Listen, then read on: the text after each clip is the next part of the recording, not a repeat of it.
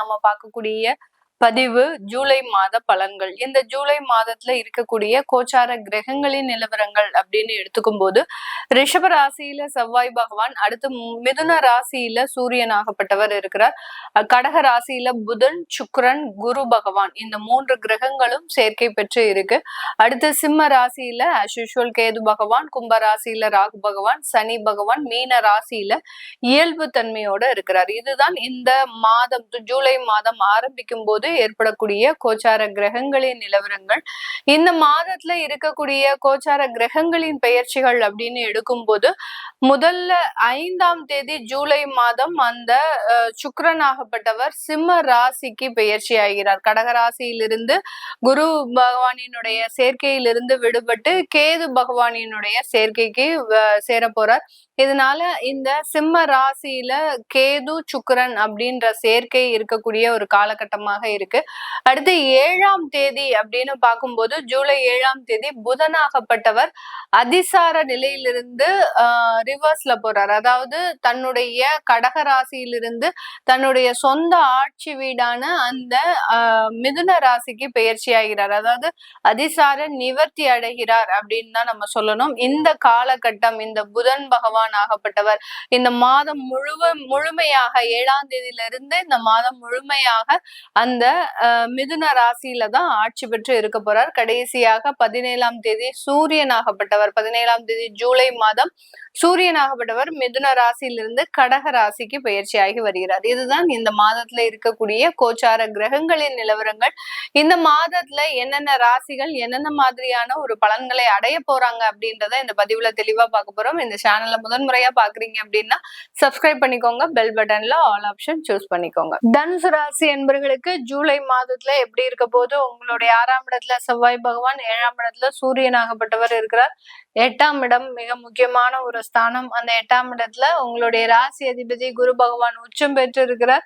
அடுத்து சுக்கிரனும் இருக்கிறார், புதனும் இருக்கக்கூடிய ஒரு காலத்தன்மைகள் இருக்கு. அதனால இந்த தனுசு ராசி என்பவர்களுக்கு இந்த ஒரு ஜூன்ல இருந்தே பாத்தீங்கன்னா ஒரு 3 மாதங்களுக்கு ரொம்ப கேர்ஃபுல்லா இருக்கணும். எந்த இடத்துலயும் சரி, உங்களுடைய உயர் படிப்பா இருந்தாலும் சரி, பணம் சம்பந்தப்பட்ட விஷயமாக இருந்தாலும் சரி, வேலை ரீதியான விஷயமாக இருந்தாலும் சரி, எந்த இடத்துலயும் நீங்க பணம் கொடுத்து சில வேலைகளை செய்யணும் அப்படின்னு முடிவெடுத்தீங்க அப்படின்னா அதனால சில பிரச்சனைகள் வர்றதுக்கு உண்டான ஒரு நேரமாக இருக்கும். யாரையும் நம்பி நீங்க பணம் கொடுக்காதீங்க. வெளிநாட்டுல எங்களுக்கு வேலை வாங்கி தராங்க அப்படின்னு சொல்லி அவங்களுக்கு ஒரு $2000 கொடுக்கணும், $3000 கொடுக்கணும், அவங்க எங்களுக்கு உறுதியான ஒரு நபர்கள் தான், அவங்க கிட்ட இருந்து எனக்கு எப்படியாவது வேலை கிடைச்சிடும், நான் கண்டிப்பா கொடுத்தே ஆகணும் அப்படின்னு அந்த மாதிரியாக ஒரு நிதானம் இழந்து செயல்படக்கூடாது. செயல்பட்டீங்க அப்படின்னா உங்களுக்கு நம்பிக்கையானவரா இருக்கலாம், ஆனா நீங்க கொடுத்த நேரம் ஏமாறக்கூடிய ஒரு நேரமாக இருக்கும்.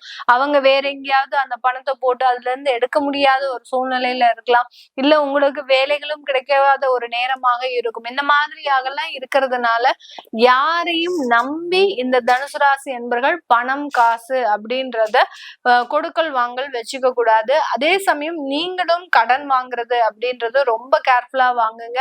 உங்களுடைய வருமானத்திற்கு உட்பட்டதான ஒரு கடனா பாருங்க. அப்படி இல்லாத பட்சத்துல அதை மிகப்பெரிய அளவுக்கு முயற்சி செய்ய வேண்டாம். முயற்சி செய்தீங்க அப்படின்னா அதனால தொந்தரவுகள் அப்படின்றது கண்டிப்பாக வரக்கூடிய ஒரு நேரமாக இருக்கும். இந்த தனுசு ராசி என்பவர்களுக்கு இந்த ஒரு மாதத்துல பாத்தீங்கன்னா வழக்குகள் சம்பந்தப்பட்ட விஷயங்கள்லாம் கொஞ்சம் ரிலாக்ஸ் ஆகிறதுக்கு உண்டான ஒரு நேரம். 8ஆம் இடத்துல குரு உச்சமாக இருந்தாலும் உங்களுடைய ராசி அதிபதி சுகஸ்தானாதிபதி, அந்த சுகஸ்தானத்தையும் அந்த குரு பகவான் பார்வையிடுறதுனால சில வழக்குகள்ல இருந்து முழுமையாக விடுதலை அடைவதற்குண்டான ஒரு நேரமாக தான் இந்த தனுசு ராசி என்பவர்களுக்கு இருக்க போது. தனுசு ராசி என்பவர்களுக்கு மருத்துவத்துறையில மருத்துவ ஆலோசனை அப்படின்றது ரொம்ப ஒரு துரிதமாக நடக்கும். அதாவது ரொம்ப லக்ஸுரியான ஒரு ட்ரீட்மெண்ட். நீங்க இருந்த இடத்துல எல்லாமே வரும், ஜூஸ், சாப்பாடு, உங்களை கவனிக்கிறதுக்கு 4 பேரு, இந்த மாதிரியாகலாம் ஒரு லக்ஸுரியான ஒரு ட்ரீட்மெண்டை அனுபவிக்கிறதுக்கு உண்டான ஒரு நேரம். ஆனா உடல் தொந்தரவுகள் மிக அதிக அளவுல இருக்கும். அதனுடைய வேதனைகள் அப்படின்றது பல மடங்காக இருந்தாலும் கூட அந்த மருத்துவ ட்ரீட்மெண்ட் அப்படின்றது, மெடிக்கல் ட்ரீட்மெண்ட் அப்படின்றது பாத்தீங்கன்னா உங்களுக்கு அளவுக்கு அதிகமான ஒரு அமைப்பை தான் தான் இந்த தனுசு ராசி என்பர்களுக்கு இருக்க போகுது. ஏன்னா நீங்க போட்ட சில விஷயங்கள், இன்சூரன்ஸ் போன்ற விஷயங்கள்லாம் இப்போ உங்களுக்கு கை கொடுக்கக்கூடிய ஒரு நேரம். அததான் அந்த குரு பகவான் 4ஆம் இடத்தை பார்க்கிறார். என்னதான் பிரச்சனைகளை கொடுத்தாலும் அதற்குண்டான நிவர்த்தியையும் கண்டிப்பாக அந்த குரு பகவான் இந்த தனுசு ராசி என்பர்களுக்கு கொடுக்க போறார். உங்களுடைய 9ஆம் இடத்துல சுக்கிரன் கேது அப்படின்ற ஒரு சேர்க்கை இருக்கு. இந்த இடத்துல பாத்தீங்கன்னா 2வது திருமணம் சம்பந்தப்பட்ட சில விஷயங்கள்ல நீங்க கொஞ்சம் பின்னடைவை சந்திக்கிறதுக்கு உண்டான ஒரு நேரம் இந்த தனுசு ராசி என்பர்கள். ஏன்னா ஏற்கனவே திருமணத்துல நிறைய பிரச்சனைகள் இருந்தாலும் கடந்த ஒரு 6 மாதமாக எனக்கு ஒரு பழக்க வழக்கங்கள் இருக்கு, அவங்கள திருமணம் செஞ்சுக்கலாம்னு நினைக்கிறேன், அதெல்லாம் எனக்கு சக்சஸ் ஆகுமா அப்படின்னு கேட்டீங்கன்னா ஒரு பிரேக் போடுங்க. இந்த ஒரு மாசம் நீங்க அதை பிரேக் போட்டுட்டு அதுக்கப்புறமான சில விஷயங்களே முயற்சி செய்யுங்க. அது உங்களுக்கு சாதகமாக இருக்கக்கூடிய ஒரு நேரமாக இருக்கும். அதனால இந்த தனுசு ராசி அன்பர்கள் இந்த காலகட்டம் பாத்தீங்கன்னா உங்களுடைய 2வது திருமணம் சம்பந்தப்பட்ட சில விஷயங்கள்ல ரொம்ப கேர்ஃபுல்லா இருக்கக்கூடிய ஒரு நேரமாக தான் இருக்க போகுது.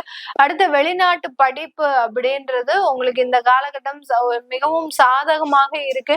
வெளிநாட்டிலேயே இருக்கிறோம், எனக்கு இன்னும் இங்க விசா சம்பந்தப்பட்ட பிரச்சனைகள் தீரல, எனக்கு ரெசிடென்சியல் கிடைக்கல அப்படின்றவங்க தாராளமாக இந்த ஜூலை மாதத்துல அதற்கு முயற்சி செய்தீங்க அப்படின்னா அதெல்லாம் கிடைக்கிறதுக்கு உண்டான ஒரு நேரம். ஏன்னா புதன் அதிசார நிவர்த்தி பெற்று 7ஆம் இடத்திற்கு போறதுனால அந்த டாக்குமெண்டேஷன் ப்ராப்ளம்ஸ் எல்லாமே இந்த ஜூலை மாதத்துல உங்களுக்கு நிவர்த்தி அடையக்கூடிய ஒரு நேரம். 7ஆம் தேதிக்கு மேல நீங்க மறுபடியும் அப்ளை பண்ணுனீங்க அப்படின்னா அதற்குண்டான ஒரு சாதகமான ஒரு விஷயங்கள் இந்த தனுசு ராசி என்பர்களுக்கு முழுமையாக கிடைக்கக்கூடிய ஒரு நேரமாக இருக்க போது. சொத்து சம்பந்தப்பட்ட சில முயற்சிகள்லாம் எடுக்காதீங்க. எடுத்தீங்க அப்படின்னா அதனால சில பின்னடைவுகள் அப்படின்றது இருக்கும். உங்களுடைய 3ஆம் இடத்துல ராகு பகவான் உடன் பிறந்தவர்களால சில பாதிப்புகள் அப்படின்றது அதிகப்படியாக இருக்கும். அதாவது வீட்டு பரம்பரை தொழில பிரிக்கும் போது அதுல நிறைய சண்டை சச்சரவுகள் தகராறுகள் இதெல்லாம் வர்றதுக்கு உண்டான ஒரு அமைப்பை இந்த ராகு முழுமையாக கொடுக்க போறாரு. ஏன் இந்த ராகு பகவான் இத்தனை நாள் கொடுக்காதது இந்த ஜூலை மாசம் கொடுக்குறாரு அப்படின்னு கேட்டீங்கன்னா அந்த ராகுவினுடைய பெயர்ச்சி அப்படின்றது ரொம்ப குறுகிய காலத்துல இருக்கிறதுனால சில பிரச்சனைகளை அப்படியே ஆழமா விதைச்சிட்டு போயிடுவார். அவருடைய இருக்கக்கூடிய ஸ்தானத்துல அந்த பிரச்சனைகளை ஆழமா விதைக்கிறதுக்கு ஒரு நேரம். அதனால உடன் பிறந்தவர்களோடு சில சண்டை சச்சரவுகள் அப்படின்றது முழுமையாக கிடைக்கிறதுக்கு உண்டான ஒரு நேரம். சில பேர் சில இடத்துல பாத்தீங்கன்னா இது வரைக்கும் சேர்ந்த குடும்பங்கள், உடன் பிறந்தவர்களோடு சேர்ந்து இருந்த குடும்பங்கள் கூட இனி வரக்கூடிய காலங்கள்ல பிரிஞ்சுதான் இருக்க வேண்டிய ஒரு சூழ்நிலையை இந்த தனுசு ராசி என்பவர்களுக்கு முழுமையாக கிடைக்கக்கூடிய ஒரு நேரமாக தான் இருக்கு. அதனால அதையெல்லாம் பத்தி ரொம்ப கவலைப்படாம உங்களுடைய வளர்ச்சியை மட்டுமே கவனிங்க. நல்ல ஒரு வளர்ச்சி இருக்கிறதுக்கு உண்டான ஒரு நேரமாக தான் இருக்கும். இது எல்லாமே கோச்சார நிலவரப்படி பலன்களை கணிச்சு சொல்லி இருக்கிறோம். உங்களுடைய சுய ஜாதக திசாபுத்தி பலன்களை பார்க்கணும் விருப்பப்படுறவங்க கீழே இருக்கிற நம்பருக்கு வாட்ஸ்அப்ல அப்பாயின்மெண்ட் வாங்கிக்கிட்டு நீங்க கன்சல்ட் பண்ணிக்கலாம். உங்களுடைய குழந்தைகளுக்கு ஜாதகம் எழுதணும், நியூமராலஜி படி பெயர் வைக்கணும்னு நினைக்கிறவங்களும் கீழே இருக்கிற நம்பருக்கு வாட்ஸ்அப்ல மெசேஜ் அனுப்புங்க. அதற்குண்டான விவரங்கள் தெரிய வரும். உங்களிடமிருந்து விடைபெறுவது உங்கள் ஆஸ்ட்ரோ பூர்ணா. நன்றி, வணக்கம்.